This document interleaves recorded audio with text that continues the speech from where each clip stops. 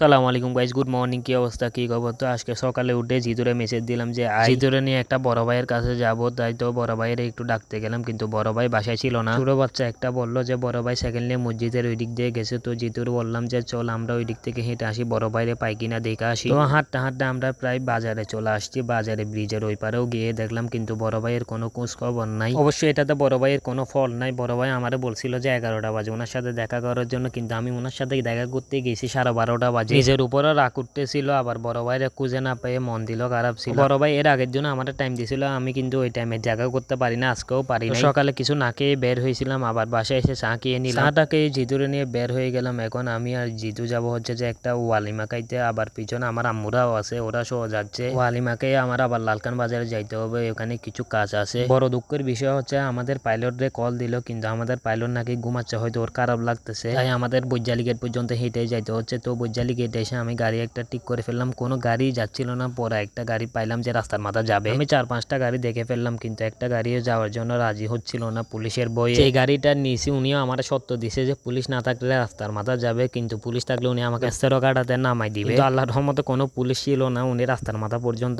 আসলো। এরপর আমরা রাস্তার মাথা থেকে আরেকটা গাড়ি ঠিক করে চলে আসলাম ক্লাবে।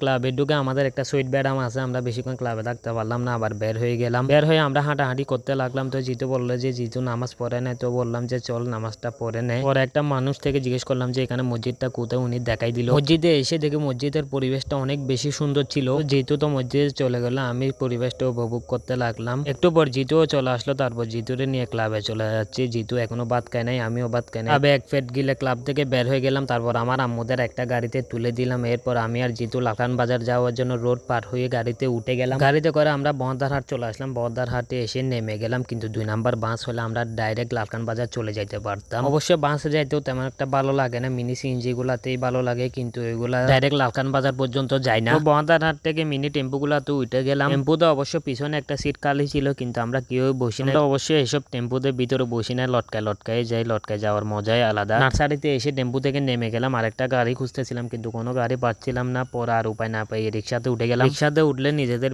বিএফি মনে হয়, সবসময় 2 নাম্বার বাস আর টেম্পু ইউজ করতে করতে রিক্সাতে উঠলে নিজের বিএফি মনে হওয়ারই কথা। রিক্সা থেকে নামে রিক্সাওয়ালার ভাড়া দিচ্ছিলাম, উনি আমাদেরকে উল্টা পথে নামাই দিল, মানে উল্টা সাইডে আমাদেরকে যে সাইডে নামানোর কথা ওই সাইডে নামাই নাই। অবশ্য ওনারও ফল নাই, আমাদেরকে আমাদের সাইডে নামাইলে ওনার থেকে অনেক দূর থেকে ঘুরে আসতে হইতো। আমরা যখন লালকান বাজার আসছি তখন প্রায় 4টা বাজে গেছিল। আমি বারবার জিতু থেকে আস্ক করতেছিলাম যে অফিস খোলা থাকবে নাকি। আমরা অবশ্যই অফিসটার এক্সাক্ট লোকেশন জানি না, কারণ আমরা আগে আসি না। অবশ্যই জিতু আসছিল, কিন্তু এ ভুলে গেছে। অবশ্য লোকেশনটা আমরা খুব ইজিলি খুঁজে ফেলছি, কারণ এটা রোডের সাইডেই ছিল। এখানে অবশ্য আমরা আমাদের কাজে আসি না, আরেকজনের কাজে আসছি। কিছু ইনফরমেশন দরকার ছিল ওইগুলা জানার জন্য, এখানে ইনফরমেশন গুলা জেনে নিলাম। অবশ্যই আমাদের বেশিক্ষণ টাইম লাগে না, সর্বোচ্চ মনে হয় 5 মিনিট লাগছে। এরপর আমি আর জিতু বের হয়ে গেলাম। বের হয়ে আমি একটা প্রাইভেট কারে উঠে গেলাম। আমার অবশ্যই এসি ছাড়া কার ভালো লাগে না। তো এখন ডাইরেক্ট বাসায় চলে যাব। আজকের ভিডিও এতটুকু, ইনশাল্লাহ নেক্সট ভিডিওতে দেখা হবে। আল্লাহ হাফেজ।